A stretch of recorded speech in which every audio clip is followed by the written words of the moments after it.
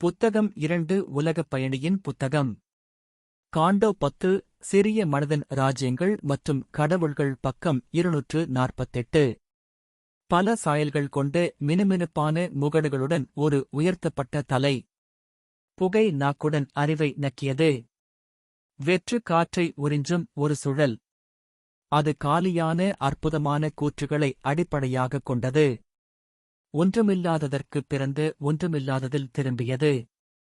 ஆனாலும் எல்லா நேரங்களிலும் அது அறியாமலேயே மறைக்கப்பட்ட ஒன்றை நோக்கிச் சென்றது.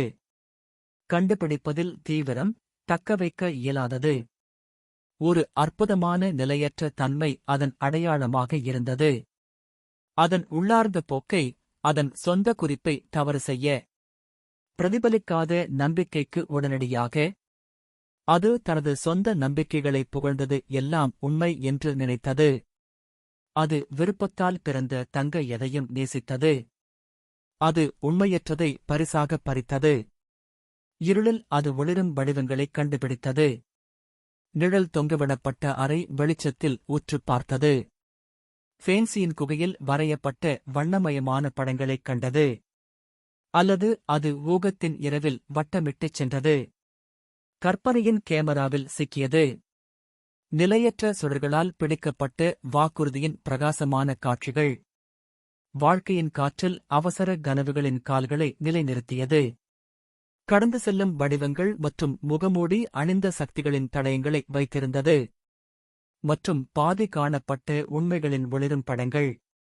கைப்பற்றவும் சொந்தமாக்கவும் ஆர்வமுள்ள வசந்தம். பகுத்தறிவால் வழிநடத்தப்படாது அல்லது பார்க்கும் ஆன்மா. அதன் முதல் இயற்கை இயக்கமாகவும் அதன் கடைசியாகவும் இருந்தது. அது சாத்தியமற்றதை அடைய வாழ்க்கையின் சக்தியை வீணடித்தது. அது நேரான பாதையை வெறுத்து அலைந்து திரிந்த வளைவுகளில் ஓடியது. அது வென்றதை முயற்சிக்கப்படாத விஷயங்களுக்காக விட்டுச் சென்றது. அது உணரப்படாத இலக்குகளை உடனடி விதியாகக் கண்டது. மற்றும் சொர்க்கத்திற்கு அதன் பாய்ச்சலுக்காக செங்குத்துப் பாதையைத் தேர்ந்தெடுத்தது. வாழ்க்கையின் சூதாட்டத்தில் அதன் அமைப்பை சாகசம் செய்தது. அது தற்செயலான ஆதாயங்களை பாதுகாப்பான முடிவுகளாக எடுத்துக்கொண்டது. பிழை அதன் நம்பிக்கையான பார்வையை ஊக்கப்படுத்தவில்லை. இருப்பின் ஆழமான விதியை அறியாமை. மற்றும் தோல்வி அதன் உமிழும் பிடியை மெதுவாக்க முடியவில்லை. புத்தகம் 2 உலகப் பயணியின் புத்தகம். காண்டோ 10 சிறிய மனதின் ராஜ்யங்கள் மற்றும் கடவுள்கள் பக்கம் 249. ஒரு வாய்ப்பு உண்மையாக்கப்பட்டதே மற்ற அனைத்தையும் உறுதிப்படுத்தியது. வெற்றி அல்ல, முயற்சிதான் வாழ்க்கையின் வசீகரம். நிச்சயமற்ற பந்தயங்களில் நிச்சயமற்ற வெற்றியாளர். உள்ளுணர்வு அதன் அணை மற்றும் வாழ்க்கை மனம் அதன் தந்தை. அது அதன் பந்தயத்தை ஓடி முதலில் அல்லது கடைசியாக வந்தது. ஆனாலும் அதன் செயல்கள் சிறியதாகவும் வீணாகவும் இல்லை, பூஜ்யமாகவும் இல்லை. அது முடிவெளியின் வலிமையின் ஒரு பகுதியை பராமரித்தது. அதன் ஆடம்பரமான விருப்பத்தால் உயர்ந்த விஷயங்களை உருவாக்க முடியும். அதன் ஆர்வம் அமைதியான அறிவு தவறவிட்டதை பிடித்தது. உந்துவிசையின் நுண்ணறிவு அதன் தாவுதல் பிடியை வானத்தின் உயரத்தில் வைத்தது. சிந்தனை திகைப்பூட்டும் மூடுபனியில் மறைந்திருந்தது. பதுங்கியிருக்கும் சூரியனை வெளிப்படுத்தும் மினுமினுப்புகளைப் பிடித்தது. அது வெற்றிடத்தை ஆராய்ந்து அங்கு ஒரு புதையலைக் கண்டது. ஒரு அரை உள்ளுணர்வு அதன் அர்த்தத்தில் ஊதா நிறமாக இருந்தது. அது மின்னலின் முட்கரண்டியை எறிந்து கண்ணுக்குத் தெரியாததைத் தாக்கியது. அது இருட்டில் பார்த்தது மற்றும் தெளிவற்ற முறையில் வெளிச்சத்தில் சிமிட்டியது. அறியாமை அதன் களம், தெரியாதது அதன் பரிசு. இந்த சக்திகள் அனைத்திலும் மிகப்பெரியது கடைசியாக இருந்தது.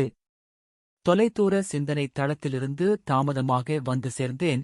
எல்லாம் மிகவும் மோசமாக உணரப்பட்டு குருட்டுத்தனமாக செய்யப்பட்ட ஒரு நிரம்பிய பகுத்தறிவற்ற உலகிற்கு. ஆனால் அந்த தற்செயல் தவிர்க்க முடியாததாக தோன்றியது.